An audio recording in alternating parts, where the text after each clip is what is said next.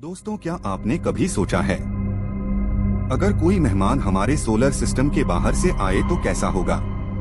2017 में एक ऐसा विजिटर आया था, ओमुमुया। फिर 2019 में आया बोरिजा और अब 2025 में एक और इंटरस्टेलर विजिटर हमारे पास पहुंच गया है, कॉमेट 3I एटलास। आज हम बात करेंगे इस नए इंटरस्टेलर कॉमेट के बारे में। कहां से आया, क्या लेकर आया और क्यों दुनिया भर के साइंटिस्ट्स इससे लेकर इतने एक्साइटेड हैं। चलो शुरू करते हैं। दिन था 1 जुलाई 2025 जब हवाई के एटलास टेलीस्कोप ने एक अजीब सा ऑब्जेक्ट स्पॉट किया। पहले साइंटिस्ट्स को लगा ये एक नॉर्मल कॉमेट होगा, लेकिन जब उन्होंने इसकी ऑर्बिट कैलकुलेट की, सब हैरान रह गए, क्योंकि इस कॉमेट का पाथ हाइपरबोलिक था। मतलब ये सन के ग्रेविटी से बंधा नहीं है, यानी ये सोलर सिस्टम के बाहर से आया है और इसीलिए इसका नाम पड़ा 3I एटलास। 3I मतलब थर्ड इंटरस्टेलर ऑब्जेक्ट और एटलास उस टेलीस्कोप के नाम पर जिसमें ये मिला। तो अब आपके मन में आ रहा होगा कि इंटरस्टेलर कॉमेट क्या होता है। दोस्तों, इंटरस्टेलर कॉमेट मतलब ऐसा ऑब्जेक्ट जो किसी दूसरे स्टार सिस्टम से निकला हो और स्पेस के बीच से सफर करते हुए हमारे सोलर सिस्टम में आ गया है। पहला था ओमुमुया 2017, जो एक सॉलिड रॉक जैसा था, बिना टेल के।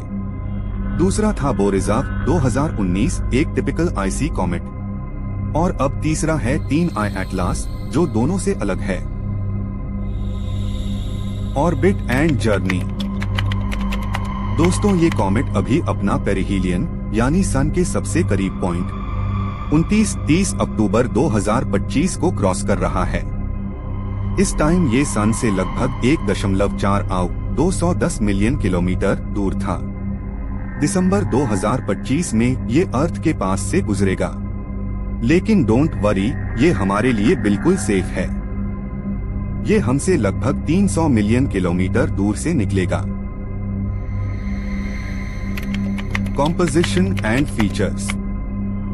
अब बात करते हैं इसके कॉम्पोजिशन की। टेलीस्कोप्स ने देखा कि 3I एटलस में बहुत ज्यादा कार्बन डाइऑक्साइड गैस रिलीज हो रही है।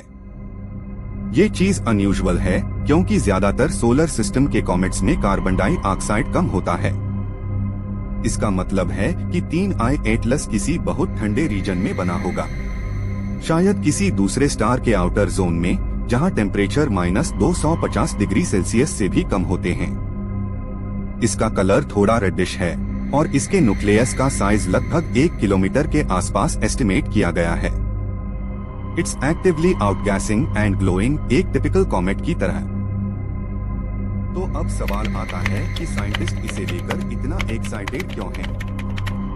तो दोस्तों, ये डिस्कवरी साइंटिस्ट्स के लिए एक टाइम कैप्सूल जैसी है। सोचो, ये ऑब्जेक्ट एक दूसरे सोलर सिस्टम में बना और लाखों साल तक स्पेस में घूमता रहा, फिर अब हमारे पास आ गया, जैसे कोई एलियन पोस्ट कार्ड यूनिवर्स से। साइंटिस्ट्स को इससे ये समझने का मौका मिल सकता है कि क्या प्लैनेट फॉर्मेशन प्रोसेस दूसरे स्टार्स के आसपास भी हमारे जैसे ही होती है। अगर इसके कॉम्पोजिशन में वही एलिमेंट्स मिलते हैं जो हमारे कॉमेट्स में हैं, तो इसका मतलब यूनिवर्स में प्लैनेट और लाइफ बनने की प्रोसेस कॉमन है।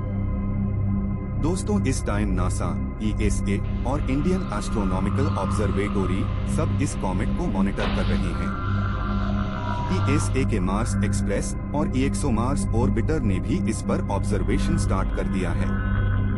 ग्राउंड टेलीस्कोप्स जैसे केक, जेमिनी और VLT भी डेटा ले रहे हैं।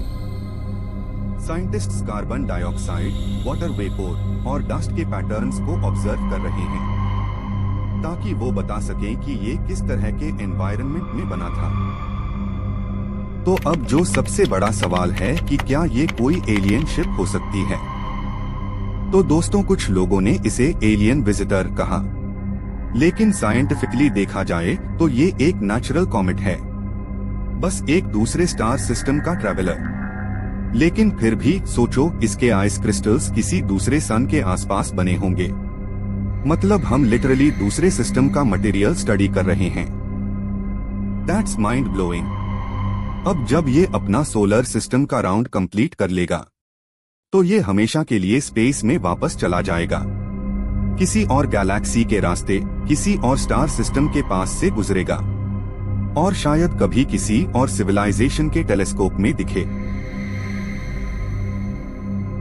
तो दोस्तों 3i एटलस हमें एक सिंपल मैसेज देता है कि हम इस यूनिवर्स में अकेले नहीं हैं और हम सब एक कॉस्मिक फैमिली का हिस्सा हैं, जहां एक सिस्टम के टुकड़े दूसरे तक पहुंच जाते हैं।